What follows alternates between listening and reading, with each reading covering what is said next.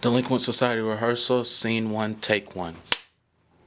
Good afternoon, Mrs. Bosserman. What's with this Mrs. Bosserman stuff? Did I forget another one of your fundraising No, events? that's not why I'm here. Where's your son, Jonathan? You know what? That's a good question. But he's supposed to be on his way home. I'm sure he is, because you know he's such a good boy. He's A good boy? Yeah, right. He just broke my window. He couldn't have been in school. You must be crazy. My son wouldn't do a thing like that. Yeah, the other boys said he did it, and my son Anthony said he did it too. Your son, Anthony? Yes, that's right. You mean the boy who is constantly playing balls in the streets with those other hoodlums in the neighborhood? What do you mean other hoodlums? He is not a hoodlum. If the thug shoe fits, let him wear it. My son is not a hoodlum.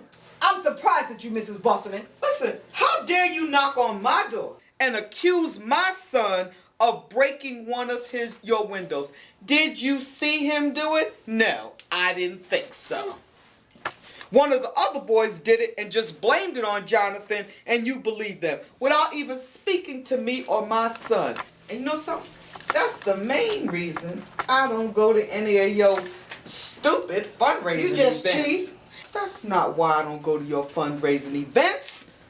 But I tell you, it's the main reason why I don't allow my son to play ball with any of the boys in this neighborhood. Well, you better pay for my window. I demand that you pay for my window. How about that? You demand something? Yes, I do. Woman, have you lost your mind? You need to demand to fix your hair sometimes and demand that fool of a husband of yours to buy you a decent outfit. I know you ain't calling my husband no fool, did you? Well, at least he doesn't walk around like your husband all the time, drunk half the time. First of all, my husband doesn't drink, okay? Second of all, we don't have to walk around town, Whatever. okay? We own a Cadillac SUV that we can drive around anytime we want to. Unlike you and that mutt you call a husband.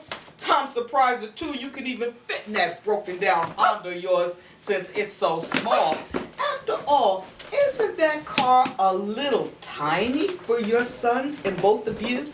By the way, when are you going to get it fixed? Bad enough it's small, it's beat up to boot. Now you come over here with this nonsense woman, you're ridiculous. Ridiculous. I'm not afraid of you. You walk around trying to scare everybody in the neighborhood. I tell you what, if you don't fix my window, I'm going to call the police on your behind.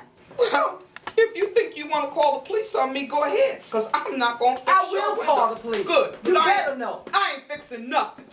And I'll speak to my son when he comes home, but I know he wouldn't be caught playing or even speaking to any of the boys in this block, let alone this neighborhood.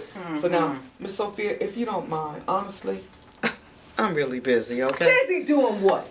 All you do is sit around town watching soap operas all day. Search for tomorrow, all my children. You ain't doing nothing. Well, maybe I do.